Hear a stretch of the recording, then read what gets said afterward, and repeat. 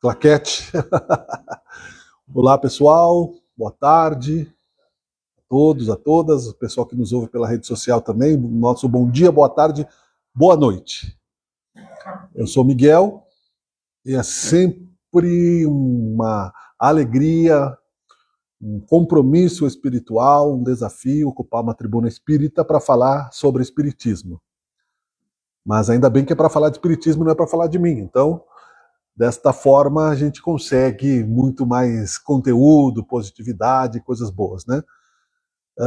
Vamos falar primeiro sobre a oração, né? Vamos fazer uma oração para que a gente possa interligar um pouco nossa vibração com Deus. Vou pedir que fechemos os nossos olhos, confiantes na ferramenta divina de ligação com o cosmos e o nosso Deus Criador, que sempre esteve presente dentro de nós, desde a nossa criação, e que possamos, Senhor Jesus, nos momentos de independência que Tu nos dá, na compreensão divina que estamos buscando ter cada dia mais, assimilarmos as experiências da vida. E são pessoais, porque somos nós que temos que aprender a amar como indivíduos, e te pedimos, Senhor, portanto, esta compreensão. Por Jesus, até Deus, que possamos juntos dialogar, pelo menos, avançar sobre aquilo que nos dá um pouco do mapa do caminho e que nos leva à esperança. Que seja feita tua vontade, que assim seja. Eu escolhi como tema as luzes do Evangelho, e a gente vai filosofar um pouco positivamente sobre isso e lembrar um pouco sobre isso, mas para falar de luzes, não podemos esquecer que existem sombras. Não haveria luz que nos desse esperança se não estivéssemos enfrentando dificuldades com as sombras. E aqui tem esse livro que é clássico, né? Que é Fonte Viva, pelo Espírito Emmanuel. E, não por acaso, o número 41 eu li agora aqui dentro, Na Senda Escabrosa. Nunca te deixarei, nem te desampararei, escreveu São Paulo aos Hebreus. Depois tem uma mensagem mediúnica aqui, né, que foi psicografada de Emmanuel para Chico Xavier e chegou até os dias de hoje para que nós possamos aprofundar um pouquinho mais o que quer dizer esta mensagem de São Paulo, que era muito mais clara na época para os primeiros cristãos, que tinham mais convicção do que se tem hoje sobre a vida após a morte e a imortalidade da alma. Já que eles estavam muito mais próximos da notícia de que Jesus tinha saído do túmulo, não é? Não como corpo, mas como espírito e aparecido entre as pessoas. A notícia era muito recente. São Paulo viu Jesus em espírito no deserto apenas. Mas ele estava ali, né? Logo depois, bem pertinho, estava fresca a notícia dos milagres de Jesus e, portanto, muito mais forte as convicções daqueles que se converteram ao cristianismo de verdade. Hoje nós vivemos com fenômenos mediúnicos acontecendo, continuaram acontecendo ao longo da história, mas muitas vezes, como aquele telefone sem fio, a mensagem, né, vai sendo distorcida e nós mesmos nos encarregamos disso às vezes para acomodar a mensagem de Jesus e as obrigatoriedades da reencarnação às nossas conveniências, que são justas até, e não quero dizer que sejamos de caráter falho por isso, mas que muitas vezes nos iludem erroneamente. Quando adequamos, não é, aquilo que é nosso defeito de personalidade, que nos causa dor, como responsabilidade que não seja nossa, nós estamos nos iludindo e nos mantendo na sombra, consequentemente. Nós vamos falar sobre isso mais um pouco também, mas eu vou ler então a mensagem do Emmanuel. A palavra do Senhor não se reporta somente à sustentação da vida física, na subida pedregosa da ascensão. Muito mais que de pão do corpo necessitamos de pão do espírito.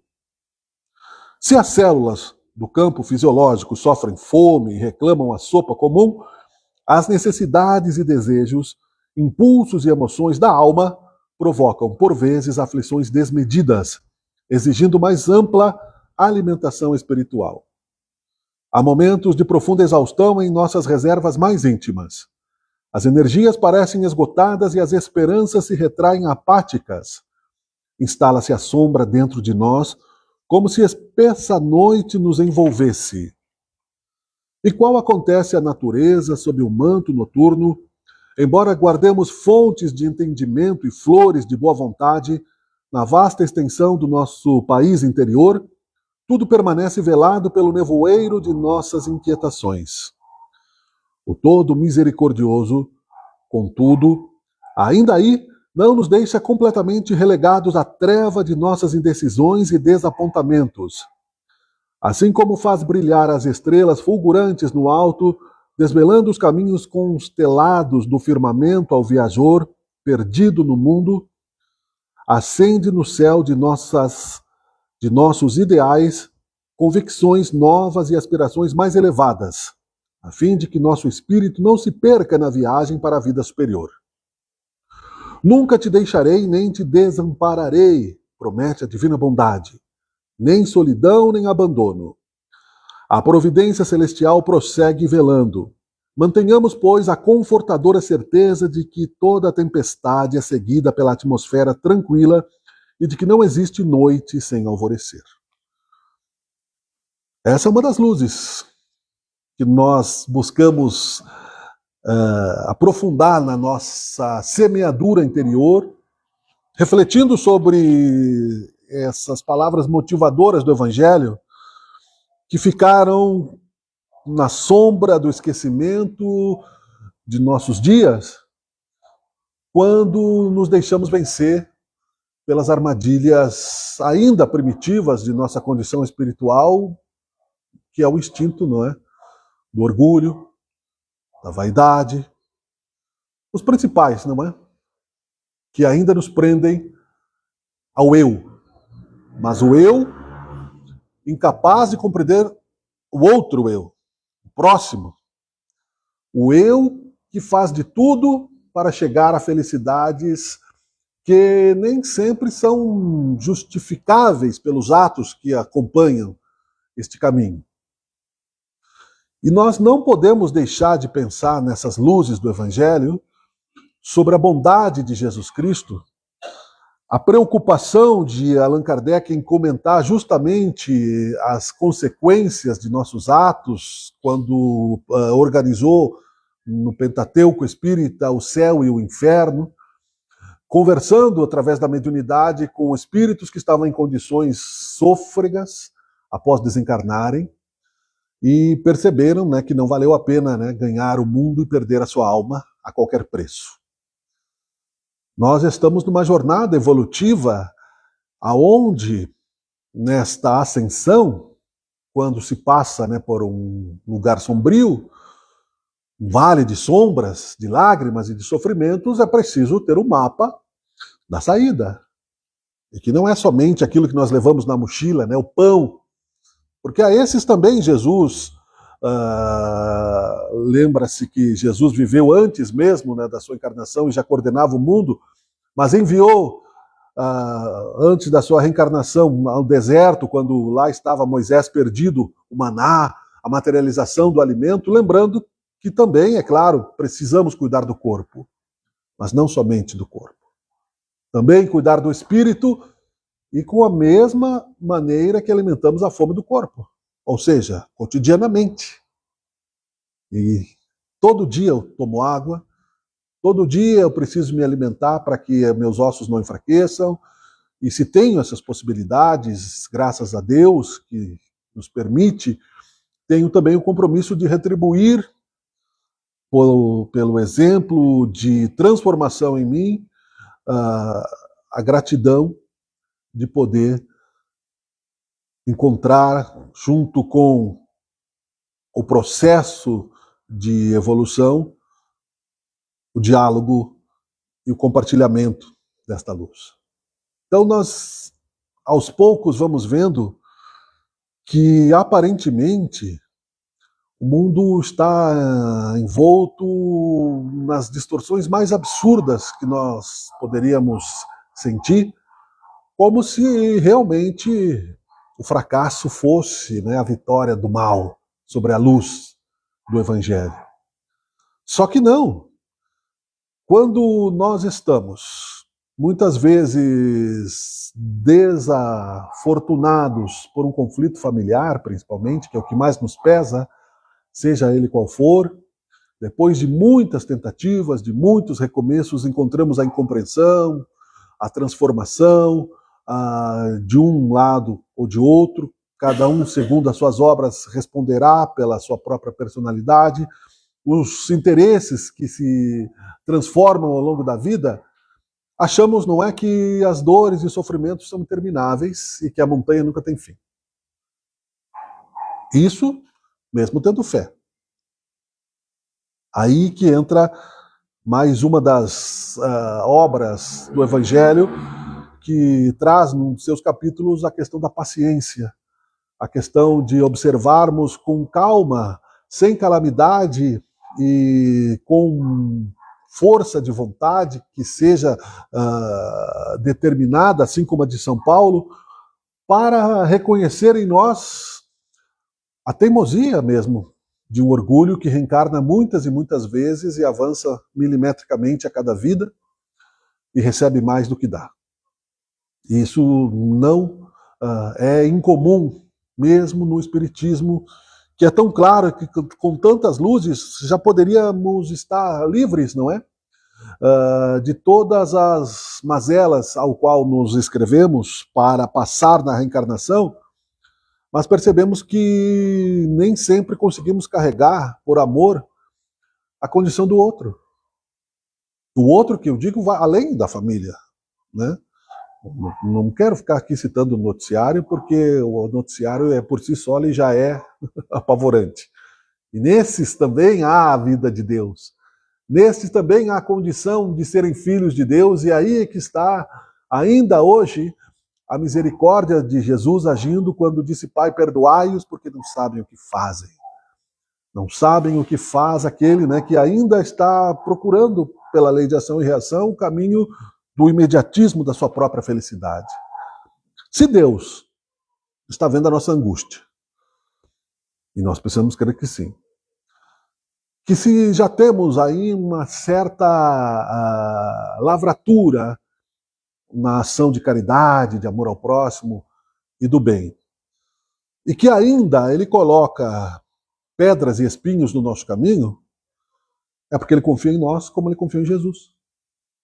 Porque ele sabe que apesar de alguns momentos de imperfeição, de insegurança que nós teremos, nós não somos como os fariseus que apontam para o erro do próximo e pedem felicidade para si, né? Mas como o saduceu que estava lá no templo dizendo: olha, Senhor, eu pequei, né? Me desculpe, vou pecar novamente, e vai ser difícil no mundo de provas e expiações eu ter uma esperança lúcida, iluminada, diante, né, de tantos obstáculos que nós estamos enfrentando, de tanto problema de autoridade material que continua acontecendo. Ainda não passou, né, a ilusão dos poderosos de que vale a pena ganhar o mundo e perder a sua alma. Ainda nós estamos buscando o universo exterior, achando que conquistar o planeta Marte, a Lua, que conquistar o nosso território, as fronteiras, não é, dos Estados Unidos pode expulsar todas as pessoas de lá. Tudo isso está nas profecias da transformação. Tanto é que no livro Coração do Mundo, Pátria do Evangelho, também há ali, né, a profecia de que o Brasil seria acolhedor, e nós estamos vendo isso. O Brasil é acolhedor, independente da religião, independente da cor, independente do gênero, independente da opção sexual, e até mesmo acolhedor desses que fazem, infelizmente, ainda o mal. Espíritos que vieram do umbral, sofrendo ainda as ilusões, não é, do desespero egoísta de ser, e que viverão também, né, essa própria jornada evolutiva, seja em qualquer lugar em que Deus determine a encarnação deles. Seja neste planeta Terra de provas e expiações, seja num outro planeta onde ele encontre irmãos acolhedores num planeta mais primitivo, ou até mesmo num planeta mais evoluído do que o nosso, porque nós gostamos de nos colocar, como disse, na condição de orgulhoso, de apontadores, né, como aqueles que apontam, né, o dedo para o defeito do outro quando temos um montão de problemas. Nós, quando, por exemplo, reclamamos do debate constante, você vai falar com a pessoa logo reage mal e já vira um debate, qualquer assunto, né? Um bom dia, às vezes, já vira um debate, já vira uma preocupação, já vira uma comparação. E aí você sofre porque você está sendo, muitas vezes, agredido naquilo que você gostaria de ter, que era paciência para o dia, mas esquece, então, ali que aquilo já é uma medida para a tua paciência. Ali você já vê, conforme o nível de irritação, né, você já sabe como é que está a tua sensibilidade para sair no trânsito, onde é quase que, né, um suicídio você reagir violentamente ou buzinar para alguém hoje em dia, né, então você tem que rezar para que o evangelho esteja, né, incorporado em você, a boa educação, o respeito ao próximo, seja ele quem for, porque ainda assim nós vamos, dentro, né, dessas sombras que contrapõem as luzes do evangelho, ter que enfrentar este momento de choro e ranger de dentes. Nós não temos saída. A saída do corpo é determinada por Deus. E, portanto, né, o diálogo que nós temos com Deus é que nos deve transformar para melhor, pelo menos para baixar. Tem uma tecla no computador que é F5. Né, no celular não tem. O F5 é aquela, você baixou ali, ligou a internet, então ali tem um montão de informação. Mas tem outras acontecendo, pessoas colocando notícias, que você está lendo ali, 2 minutos depois já pode ser outra coisa. O F5 atualiza aquele sinal de internet, então aí já vem aquilo que já é mais novo, já é renovado. Né? Por exemplo, daqui a pouco o Papa está no hospital, daqui a pouco o Papa saiu do hospital, e aí, hoje em dia, as pessoas têm essa urgência de conhecimento, né, superficial, às vezes, não que não seja útil para alguma coisa, mas que nem tudo é necessário, né? Muita coisa é descartável. E o F5 do nosso, eu usei essa tecla para mim mesmo, do nosso humor, da nossa relação com o nosso... Nem é o anjo da guarda, porque o anjo da guarda que nós temos, ele nos ajuda até certo ponto. Mas eu não creio que ele deva fazer a jornada por nós. Eu tenho filhos, eu penso nos meus filhos, né, e sei o quanto eu tenho, né, amor por eles e quanto eu deixaria de viver para que eles continuassem vivendo. Mas eles são filhos de Deus, né, principalmente. Meu filho de 27 anos chegou lá um dia e eles vão amadurecendo. Tem a fase que eles se afastam, depois eles voltam, não é? Eu me divorciei da mãe dele quando ele tinha 4 anos de idade, mas nunca me afastei dele. Só que ficava sempre uma sensação, né, de que, talvez da parte dele, que eu estivesse devendo alguma coisa. Então ele nunca me chamava para nada.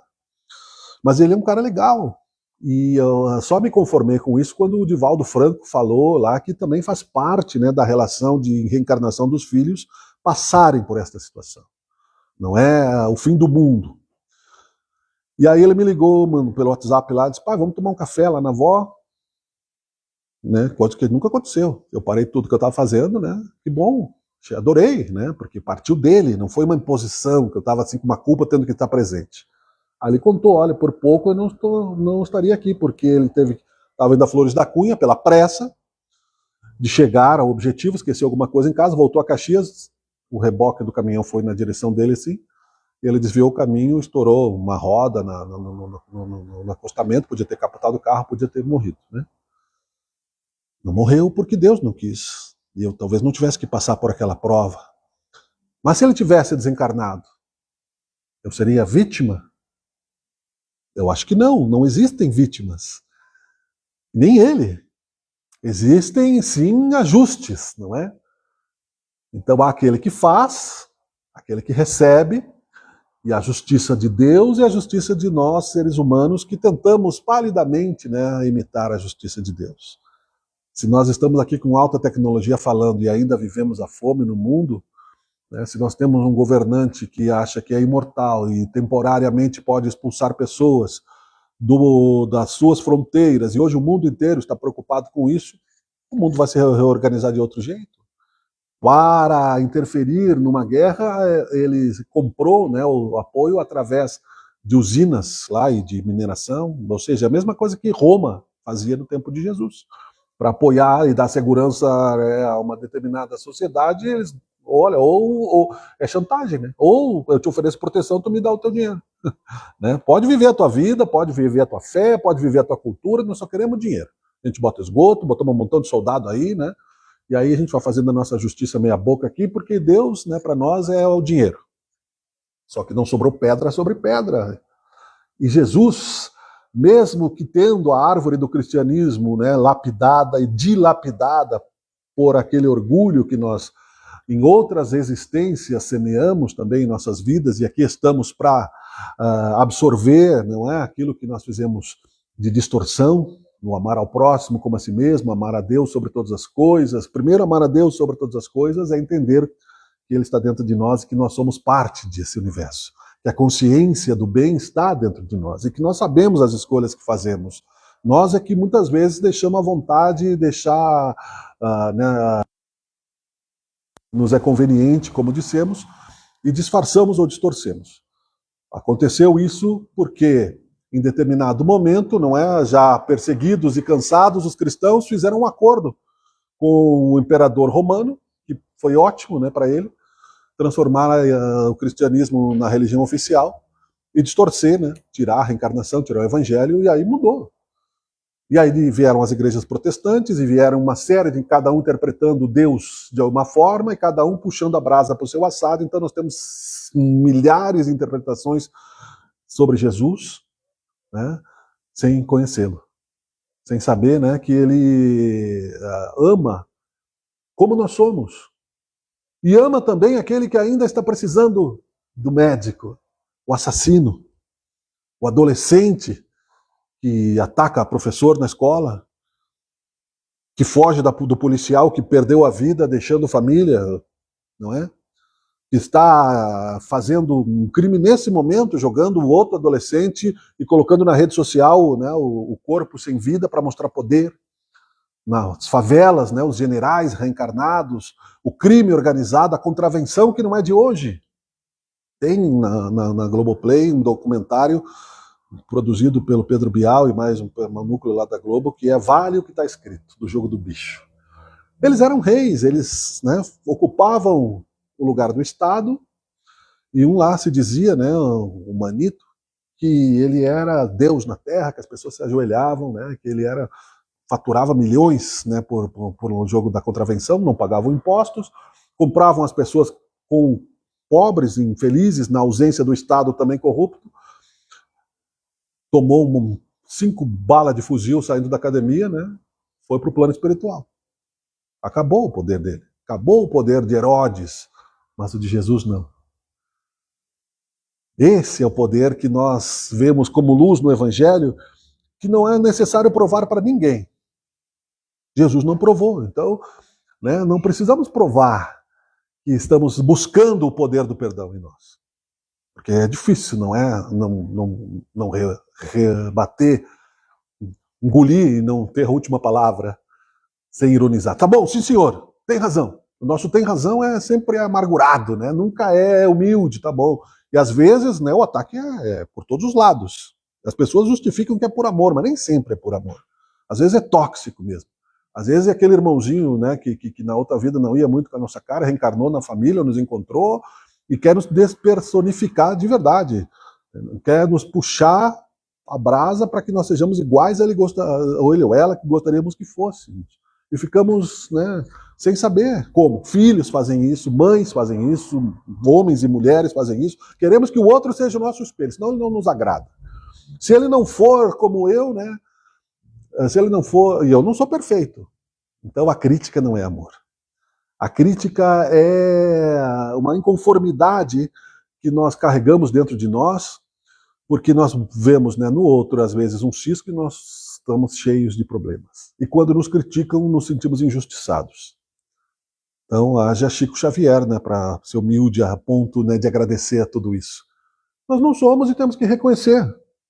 Temos que reconhecer a luz que nos dá a possibilidade de recomeçar todos os dias e com a chance, não é, média, de evoluir pelo menos um pouco por vez. Jamais deixar de aproveitar a oportunidade. Quando meu filho me ligou, até nós brincávamos aqui que eu vou rodar por falta, porque por algumas razões eu não estou podendo vir em alguns horários, não é? Tá anotado, ó. Mas faço questão, né?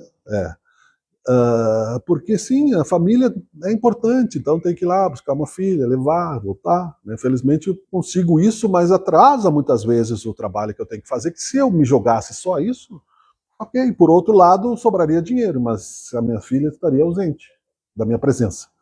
Meu filho, aquele dia, ele precisava de mim, só que ele, né, ele queria que eu fosse lá, porque ele cansou de ir lá na avó sem me avisar. Ele queria que eu estivesse do lado dele porque ele percebeu e vai continuar percebendo, não é, que a gente precisa um dos outros. Não importa se eu não fui o melhor pai, nem pior, não importa se meu pai foi o melhor ou pior, nós precisamos uns dos outros. E eu poderia ter dito para ele naquele dia, não, eu não posso. Eu tinha realmente um coquilhão de coisas para fazer, sempre tem. Mas eu disse, não, filho, eu vou. Veio aqui me buscar, né? Foi me buscar e achei bem importante a nossa presença. Não sabemos quando será o próximo. A minha mãe tem 82 anos, meu sobrinho está lá, né, morando com a minha mãe e com a minha irmã, não sabemos quando vamos nos ver de novo. Vivemos ali alguns momentos, né, de italiano, onde um fala mais alto que o outro, né, brincamos, rimos e ficou uma memória boa. Melhor que eu dissesse, não, eu não posso, mais tarde eu vou, e aí ele também não pode, e assim por diante. São luzes do Evangelho, porque se nós pensássemos somente na matéria, nós priorizaríamos a matéria. E a matéria é o crime que está acontecendo, a contravenção que está acontecendo, as pessoas criando reinados, não é, ilusórios, achando que isso vai mudar o caráter. Não vai. A gente vê os jogadores de futebol milionários aí que não conseguem mudar o espírito, não é? Com todo o respeito, porque a mídia fala, o Neymar se machucou no carnaval. E foi no carnaval, né, e deixou todo mundo na mão, e depois uma outra polêmica, deixou a família, foi lá e fez um festerê lá, porque não sabe o que fazer, com tanto dinheiro que tem para viver 400 mil vidas. Ao contrário disso, não estou julgando, repito, o Dunga, que é nosso Dunga aqui da seleção brasileira, antes mesmo de ser o Dunga, ele já tinha, né, um projeto de entregar casas para as pessoas, antes da enchente, antes, né, de tudo, porque enxergou a pobreza ao redor dele, percebeu que toda aquela fortuna que caiu nas suas mãos não era só dele, era uma missão que ele tinha. Então, pobre do Neymar que não sabe o que está fazendo também, né? A próxima vida, né? Para concluir, o Chico Xavier disse uma vez sobre as luzes do evangelho que não julga, a não ser a si próprio, mas também com amor e com misericórdia, para a gente poder recomeçar. E também, né, eu vi o Wagner Borges numa entrevista dizer que nós temos luz e sombra, mas que a nossa luz, que o nosso momento de luz seja de bastante luz. Que a gente não sonegue isso, mesmo que a nossa sombra amanhã depois apareça, aquele momento vai ficar, aquela luz, o sol de ontem a gente lembra como um sol de ontem, mesmo que amanhã chova, que a gente, né?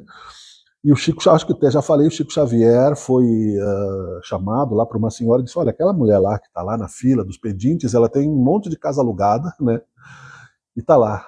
O que a gente faz para pedir cesta básica, né?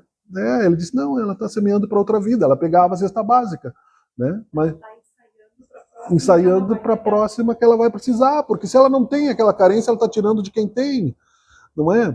Esse é o egoísmo nosso que nos faz foguete da ré, né? Hoje em dia acabou o ditado que foguete não dá ré, foguete dá ré.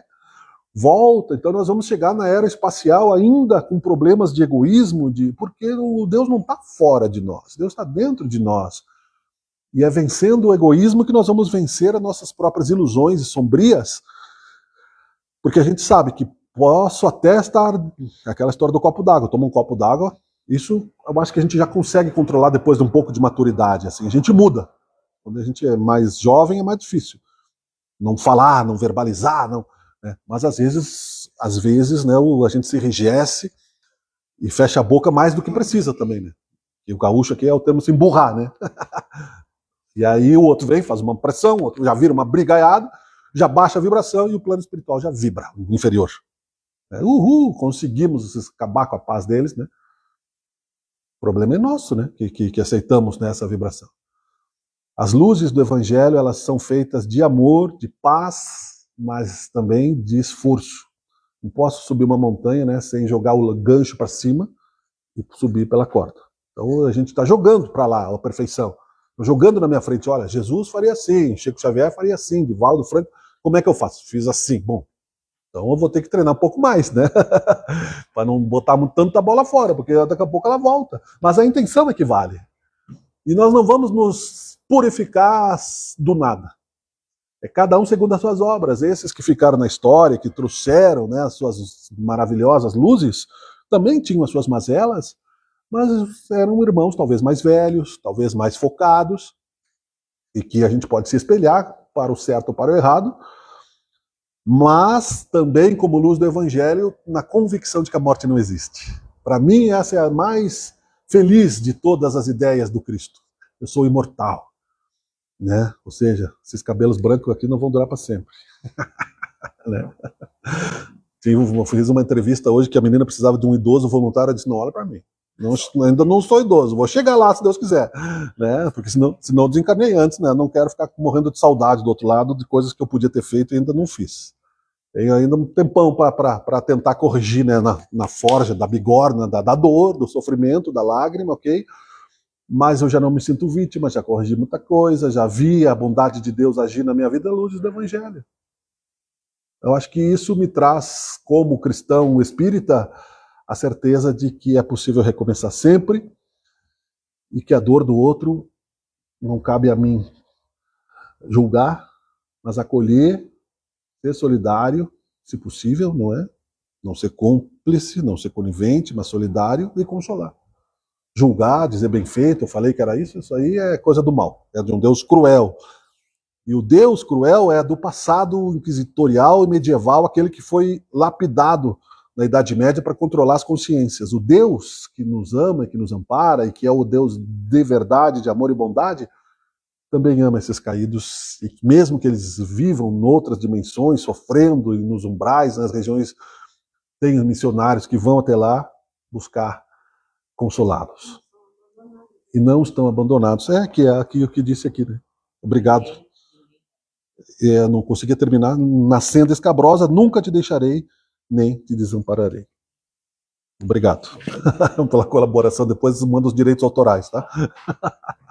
Vamos fechar os nossos olhos, então, agradecendo ao nosso Deus Criador pela oportunidade de recomeçarmos sempre, todos os dias, e andarmos na direção da luz.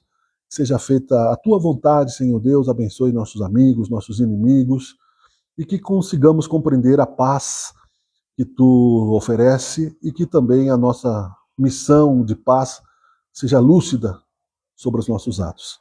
Obrigado por tudo, Senhor, abençoe o nosso planeta, e assim seja.